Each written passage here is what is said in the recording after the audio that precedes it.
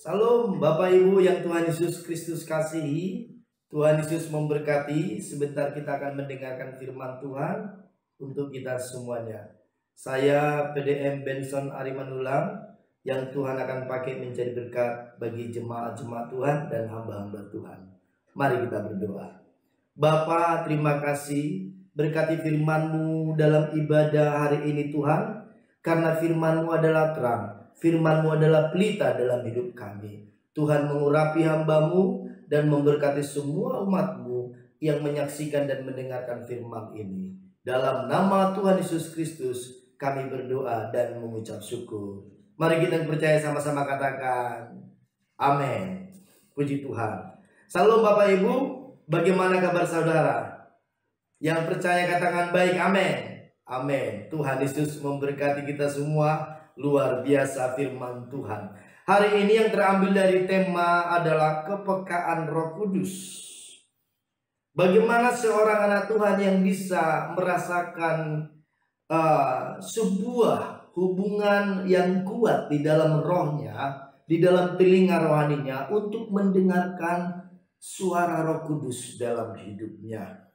Kita akan buka di ayat yang pertama, yaitu Kisah Rasul pasal 16 ayat yang keempat sampai ayat ke-12. Kisah ini adalah bagaimana seorang Paulus dan Silas, mereka begitu jelas, peka sekali mendengarkan tuntunan Roh Kudus di dalam pelayanan mereka. Kita akan bacakan bersama-sama Kisah Rasul 16 ayat keempat. Dalam perjalanan keliling dari kota ke kota, Paulus dan Silas menyampaikan keputusan-keputusan yang diambil para rasul dan para penatua di Yerusalem dengan pesan supaya jemaat-jemaat menurutinya. Demikianlah jemaat-jemaat diteguhkan dalam iman, dan makin lama makin bertambah besar jumlahnya. Mereka melintasi tanah Frigia dan tanah Galatia karena Roh Kudus mencegah mereka untuk memberitakan Injil di Asia. Dan setibanya di Misia, mereka mencoba masuk ke daerah Bitinia, tetapi Roh Yesus tidak mengizinkan mereka. Setelah melintasi Misia, mereka sampai di Troas. Pada malam harinya tampaklah oleh Paulus sebuah penglihatan. Ada seorang Makedonia berdiri di situ dan berseru kepadanya, "Menyeberanglah kemari dan tolonglah kami." Setelah Paulus melihat penglihatan itu, segeralah kami mencari kesempatan untuk berangkat ke Makedonia.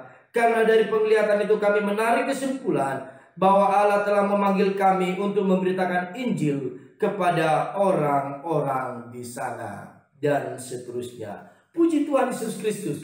Bagaimana pentingnya sebuah pengalaman untuk mendengarkan tuntunan Roh Kudus dalam hidup orang percaya. Saudara, perhatikan apa yang sudah kita dengarkan firman Tuhan.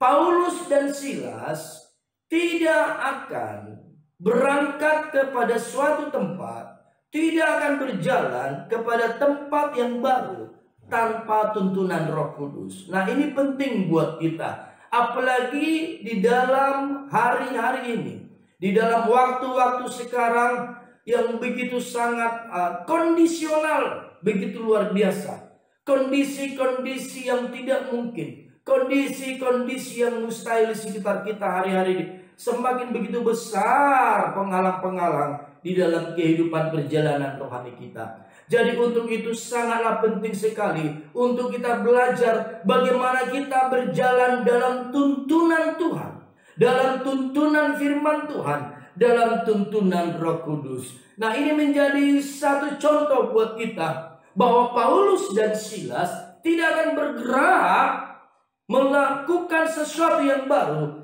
tanpa mendengarkan konfirmasi dari Roh Kudus Tuhan. Saya percaya jemaat-jemaat yang Tuhan Yesus kasih hari ini sungguh-sungguh mendengarkan pesan firman Tuhan ini akan berdampak dan bermanifestasi dalam hidup Bapak Ibu semuanya. Yang percaya katakan amin. Amin Bapak Ibu. Hari-hari ini kita harus menjadi anak Tuhan yang mempunyai telinga yang besar dan tajam mendengarkan tuntunan Tuhan dalam hidup kita. Bagaimana saudara melihat kegerakan Roh Kudus di dalam Alkitab? Di dalam kitab Perjanjian Lama dan Perjanjian Baru, Betapa jelasnya kegerakan Roh Kudus ini di dalam hidup orang percaya. Di dalam penciptaan dikatakan begini, maka Roh Allah melayang-layang di atas permukaan air. Berfirmanlah Allah, jadilah terang. Tapi ada perbedaan sedikit. Di Perjanjian Lama, Roh Kudus mempunyai sifat mengurapi. Tapi di Perjanjian Baru dikatakan Roh Kudus itu tinggal dalam hidup kita. Mari kita lihat ada kebenaran firman Tuhan di sini dalam Lukas pasal yang pertama. Bagaimana Tuhan Yesus mengalami pribadi Roh Kudus di dalam kehidupan pelayanannya. Dimulai dari pesan malaikat kepada Maria. Dikatakan dalam Lukas pasal 1 ayat yang ke-35. Jawab malaikat itu kepada Maria, Roh Kudus akan turun atasmu dan kuasa Allah yang Maha Tinggi akan menaungi engkau. Sebab itu anak yang akan kau lahirkan itu akan disebut kudus, anak Allah. Nah, ini informasi kepada Maria dari malaikat bahwa dia akan dipenuhi oleh Roh Kudus. Dan anak yang akan dilahirkan oleh Maria itu akan disebut kudus. Kenapa? Karena Tuhan Yesus mulai dari kandungan Maria sudah penuh dengan Roh Kudus. Amin Bapak Ibu. Nah, dikatakan di sana di Lukas pasal 1 di ayat yang ke-39, setelah pesan malaikat itu kepada Maria begitu, maka Maria berangkat menjumpai Elisabet. Ayat 39, beberapa waktu kemudian berangkatlah Maria dan langsung berjalan ke pegunungan menuju sebuah kota di Yehuda. Ayat 40, di situ ia masuk ke rumah Sakaria dan memberi salam kepada Elisabet. Ayat 41, dan ketika Elisabet mendengar salam Maria, melonjaklah anak yang di dalam rahimnya, dan Elisabet pun penuh dengan Roh Kudus. Luar biasa. Waktu Maria berkata salam kepada Elisabet, maka tiba-tiba kandungan Elisabet itu penuh dengan Roh Kudus, yaitu Yohanes Pembaptis. Luar biasa. Roh Kudus mengurapi begitu rupa Tuhan Yesus Kristus sewaktu masih di dalam kandungan, sehingga perkataan Maria diurapi. Hal yang sama dalam kehidupan kita. Sering sekali kita mengucapkan sesuatu kepada seseorang, sesuatu yang benar, sesuatu kebenaran, firman Tuhan, atau sesuatu yang baik, sesuatu yang menguatkan. Maka kalau itu diurapi Roh Kudus, maka itu akan berdampak bagi orang yang mendengarkannya. Yang percaya katakan amin. Makanya sering-seringlah mengucapkan yang baik. Katakan amin. Sering-seringlah mengucapkan yang baik. Lukas pasal yang ketiga berkata begini. Ayat yang ke-21. Ketika seluruh orang banyak itu telah dibaptis, dan ketika Yesus juga dibaptis dan sedang berdoa, terbukalah langit, dan turunlah Roh Kudus dalam rupa burung merpati di atasnya, dan terdengarlah suara dari langit, Engkaulah anakku yang kukasihi, kepadamulah aku berkenan. Luar biasa bagaimana perjalanan pengurapan Roh Kudus ini dalam hidup Tuhan Yesus Kristus. Waktu dia dibaptis, dia bangkit dari air itu, dan tiba-tiba langit terkoyak, dan Roh Kudus dalam rupa burung merpati turun dalam hidup Tuhan Yesus Kristus. Nah, perhatikan, mulai dari bayi, mulai dari janin dalam rahim Maria, lalu Tuhan Yesus beranjak remaja dan dewasa, dan dibaptis di Sungai Yordan, dan dia penuh Roh Kudus. Dan dikatakan setelah dia mengalami kepenuhan Roh Kudus di Sungai Yordan setelah baptisan selam, maka di dalam Lukas pasal yang keempat berkata begini, ayat yang pertama, Yesus yang penuh dengan Roh Kudus kembali dari Sungai Yordan, lalu dibawa oleh Roh Kudus ke padang gurun. Nah, perhatikan, seseorang yang dipenuhi Roh Kudus, maka biasanya orang ini akan dibawa ke tempat-tempat yang dia sendiri tidak inginkan. Di saat kita mengalami pengurapan itu, kepekaan kita mulai dilatih oleh Roh Kudus dalam hidup kita, maka kita akan kadangkala menjumpai hal-hal yang di luar daripada pemikiran kita. Ya, di luar nalar kita, di luar kemauan kita. Lihat, Yesus setelah dibaptis dan penuh Roh Kudus, maka yang pertama, kemana Roh Kudus membawa Tuhan Yesus? Ke padang gurun. Padang gurun berbicara tentang kehidupan yang tidak enak. Padang gurun berbicara tentang pergumulan, cobaan, godaan, dan pengujian dalam kehidupan orang-orang percaya. Tapi itu yang terjadi. Makanya jangan heran Bapak Ibu, di saat saudara mulai mengalami kepekaan akan Roh Kudus, saudara mulai mengalami kepenuhan Roh Kudus, pengurapan itu mengalir dalam hidup saudara, maka saudara akan menghadapi dan menjumpai banyak-banyak penghalang di hadapan saudara. Maka saudara akan banyak menjumpai pergumulan-pergumulan yang di luar pikiran saudara, yang saudara tidak pernah duga sebelumnya. Kabar gembira buat saudara semua, bahwa itu adalah berkat Tuhan buat saudara. Itu artinya saudara sedang mengalami proses Roh Kudus dan proses pengurapan kepekaan kepada Dia dalam hidup rohani kita. Yang percaya katakan amin. Ngomong kepada orang di kanan kirimu, itu berkat, bilang amin, amin. Kalau hari-hari ini pergumulan itu semakin berat rasanya, sepertinya kita hidup di padang gurun. Padang gurun itu tempat yang kering kerontang, di sana banyak ular dan kalajengking. Tapi kalau engkau penuh Roh Kudus, justru Tuhan Yesus mendapatkan pesan-pesan kemenangan Tuhan dalam hidupnya. Justru Tuhan Yesus mengalami kemenangan-kemenangan yang luar biasa waktu Dia ada di padang gurun. Lalu datanglah iblis kepada Yesus dan mencoba Yesus 3 kali. Maka Tuhan Yesus mengalahkan iblis dengan pengurapan Roh Kudus dan firman Tuhan dalam hidupnya. Setiap pencobaan yang diberikan iblis kepada Yesus, Yesus selalu menjawab dengan firman Tuhan. Firman Tuhan yang mana? Firman Tuhan yang jadi rema. Orang yang penuh Roh Kudus, Bapak Ibu, maka dari dalam mulutnya akan selalu keluar perkataan-perkataan firman kebenaran yang menjadi rema, dan itu akan menaklukkan semua musuh-musuhnya di dalam pergumulan kehidupannya. Yang percaya katakan amin. Haleluya. Justru Tuhan Yesus mengalami kekuatan yang luar biasa. Memang secara fisik di padang gurun Tuhan Yesus itu lemah, bahkan Dia juga berpuasa di sana, tetapi rohnya kuat luar biasa. Dan iblis setelah menguji Tuhan Yesus, iblis pulang dan pergi meninggalkan Tuhan Yesus dengan kekalahan yang luar biasa. Dan Yesus mengalami kemenangan yang luar biasa. Kenapa? Yang pertama, karena Tuhan Yesus penuh Roh Kudus. Yang kedua, Roh Kudus menyingkapkan firman rema dari mulut Tuhan Yesus untuk mengalahkan pencobaan-pencobaan iblis. Amin Bapak Ibu. Saudara mau menang atas pencobaan-pencobaan ujian dalam hidup saudara? Saudara harus penuh dengan Roh Kudus, supaya firman Tuhan yang saudara ucapkan dan alami dalam hidup saudara itu menjadi firman rema yang luar biasa. Yang percaya katakan amin. Amin Bapak Ibu. Maka kita akan mengalami kekuatan yang luar biasa di saat kita penuh Roh Kudus. Nah, perhatikan ini. Di Lukas pasal yang keempat yang pertama tadi, ayat 1, Lukas 4 ayat 1, Yesus dibawa oleh Roh Kudus ke padang gurun.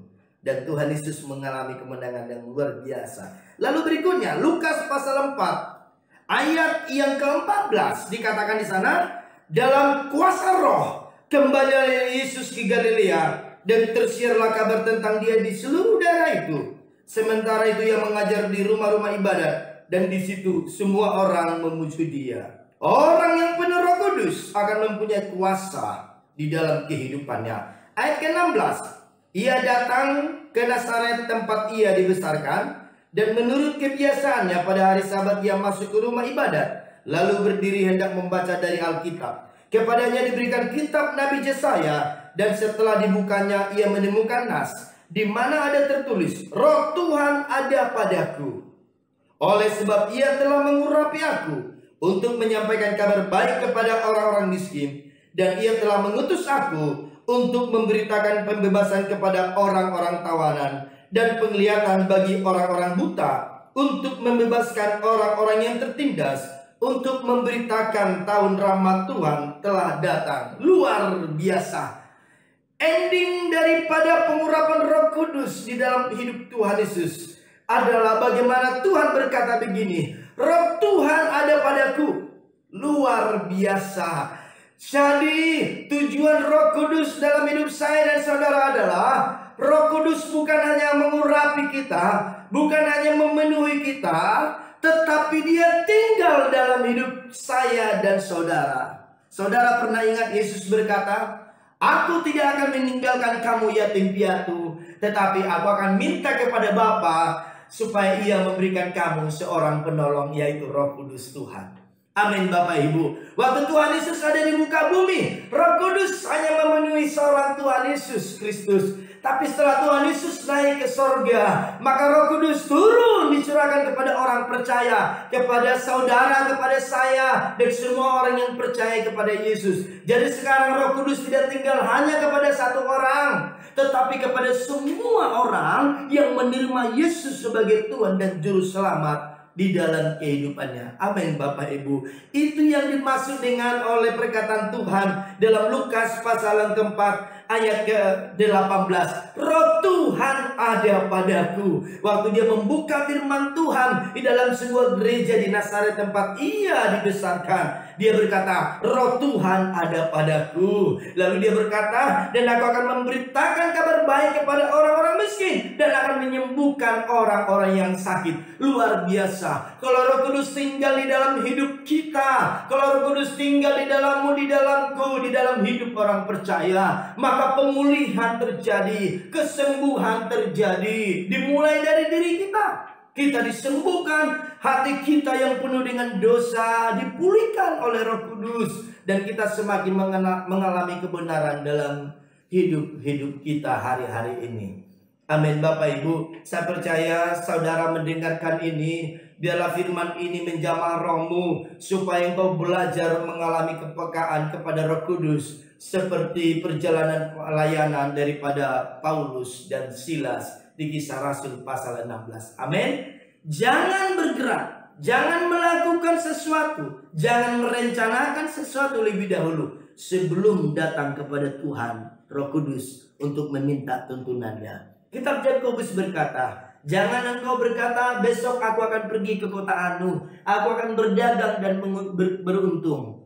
Tidak, tapi firman Tuhan berkata, hendaklah engkau berkata, jikalau Tuhan berkenan. Jikalau Tuhan berkehendak.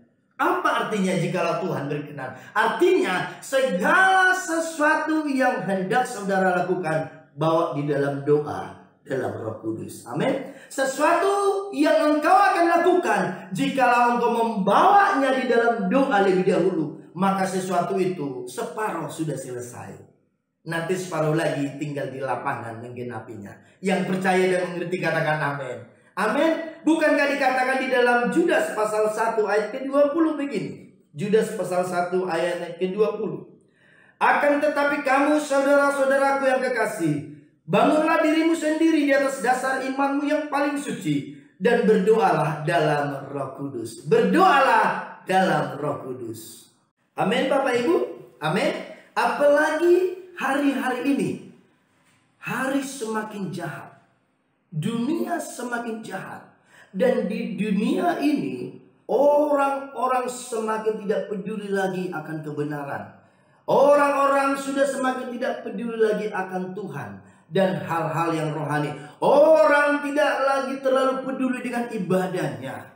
Tetapi orang yang penuh Roh Kudus, saya dan saudara, adalah orang-orang yang terus mencari perkenanan Tuhan. Amin Bapak Ibu. Dan ada dua hal yang penting hari-hari ini buat orang percaya. Yang pertama, firman Tuhan ada dalam hidupmu. Dan yang kedua, bagaimana supaya firman Tuhan ini menjadi kuasa yang kuat dalam hidupmu. Maka engkau harus penuh dengan Roh Kudus. Yang percaya katakan amin. Kalau ada Roh Kudus dalam hidupmu, maka firman Tuhan yang tinggal di dalam hidupmu itu akan menjadi kebenaran yang memerdekakan. Bukankah Yohanes 8 berkata begini? Yohanes 8 ayat 32 berkata begini. Dikatakan Yohanes 8 ayat 32. Dan kami akan mengetahui kebenaran, dan kebenaran itu akan memerdekakan kamu. Amin.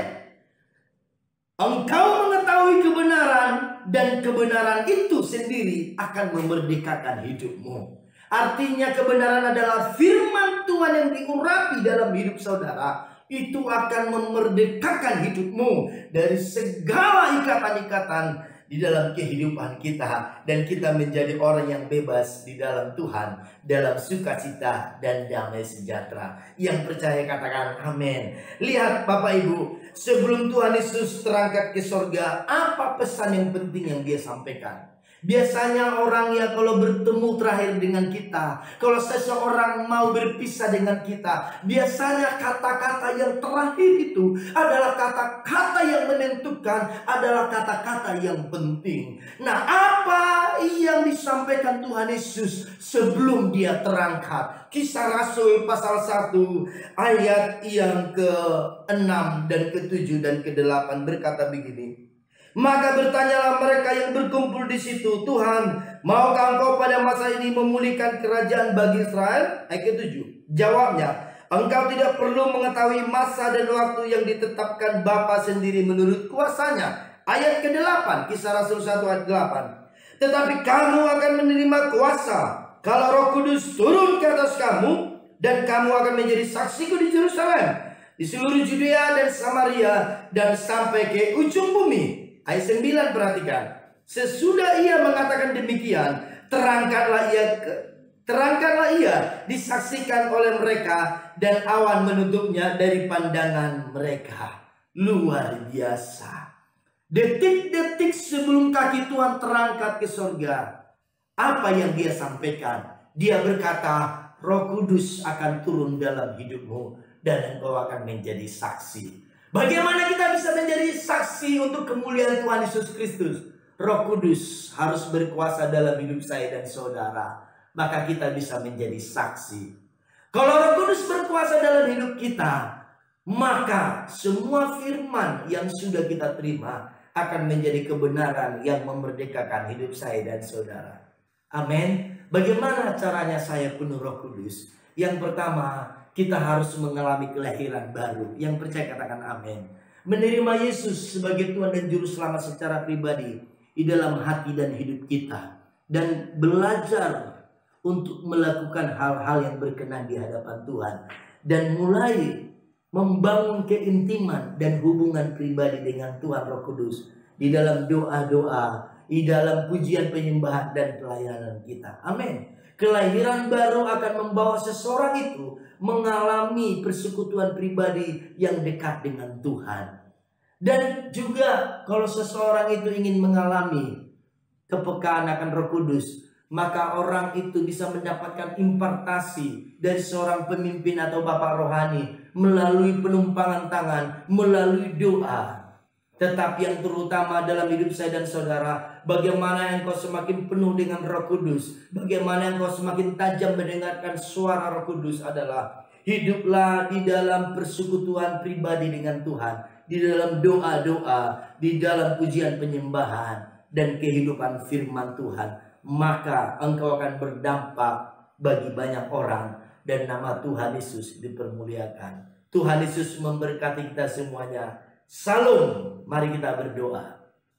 Bapa, terima kasih, biarlah berkat firman-Mu menjamah semua umat-Mu hari ini. Tuhan Yesus, urapi umat-Mu, jamah telinga mereka, dan penuhilah mereka dengan Roh Kudus-Mu, supaya mereka mengalami kemerdekaan dalam hidup mereka, supaya firman kebenaran itu memerdekakan hidup kami. Terima kasih Bapa, dalam nama Tuhan Yesus Kristus kami percaya, yang lemah dikuatkan, yang sakit disembuhkan, yang mengalami beban-beban berat, Tuhan berikan kelegaan dan sentosa. Dalam nama Tuhan Yesus Kristus kami berdoa dan mengucap syukur. Mari kita semua yang diberkati percaya sama-sama katakan amin. Salam, Tuhan Yesus memberkati.